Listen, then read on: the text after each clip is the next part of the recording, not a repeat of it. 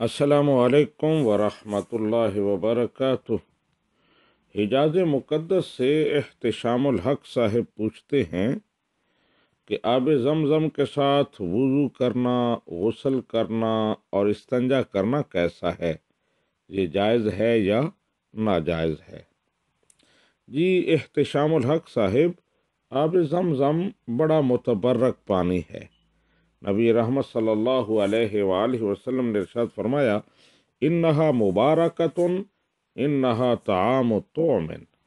یہ آب زمزم بڑا مبارک پانی ہے اور یہ بھوکوں کے لیے کھانے کا کام بھی دیتا ہے۔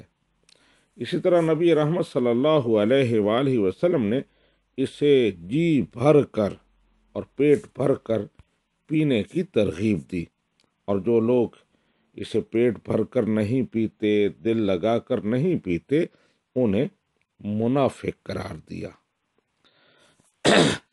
اسی طرح اس پانی کو چہرے پر ملنا، سر پر ڈالنا، یہ بھی موجب خیر و برکت ہے، اور ہمارے اسلاف کا طریقہ رہا ہے کہ وہ کپڑے خریدتے اور انہیں آب زمزم میں بھگو کر سنبھال کر رکھتے اپنے کفن کے لیے، تاکہ قبر میں بھی اس سے برکتیں حاصل کریں۔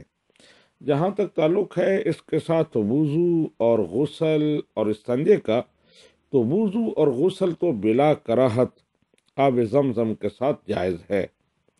تنویر الابصار اور الدر المختار میں ہے، یرفع الحدث مطلقا بماء مطلق کماء سماء و اودیت و عیون و آبار و بحار و ثلج مذاب و ماء زمزم بلا کراہہ۔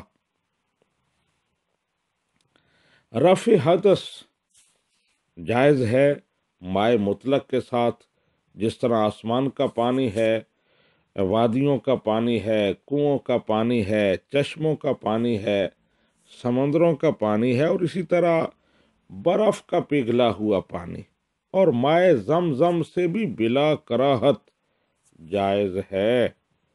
وعند احمد یکرہ، لیکن امام احمد کے نزدیک آب زمزم سے وضو اور غسل مکروہ ہے۔ استنجے کا مسئلہ جو ہے، تو استنجا آب زمزم کے ساتھ مکروہ ہے۔ الدر المختار میں ہے، یکرہ الاستنجاء بماء زمزم علی الاغتسال۔ زمزم کے پانی سے استنجا مکروہ ہے، غسل کرنا مکروہ نہیں ہے۔ اس کے علاوہ نجاست حقیقی زائل کرنا، یعنی بدن پر پیشاب، پاخانہ، شراب، اسی طرح دم مسفوخ، خون لگا ہوا ہو، اس کو دھونا، تو اس کے بارے میں رد المختار میں ہے، وَقَضَى إِزَالَةُ النَّجَاسَةِ الْحَقِيقِيَّةِ مِنْ ثَوْبِهِ أَوْ بَدَنِهِ حَتَّى ذَكَرَ بَعْضُ الْعُلَمَاءِ تَحْرِيمَ ذَلِكَ۔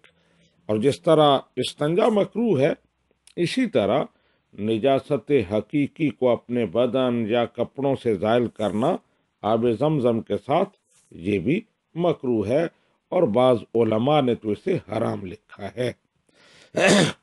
جی احتشام الحق صاحب، آپ کے سوال کا مختصر جواب یہ بنا کہ آب زمزم کے ساتھ وضو اور غسل تو بلا کراہت جائز، لیکن استنجا اور ازالہ نجاست حقیقی یہ ناجائز ہے، یا یوں بھی کہہ سکتے ہیں کہ آب زمزم کے ساتھ نجاست حکمی، جسے حدث کہتے ہیں، اس کو زائل کرنا تو جائز ہے، وضو اور غسل، لیکن نجاست حقیقی اسے دھونا آب زمزم کے ساتھ یہ جائز نہیں ہے۔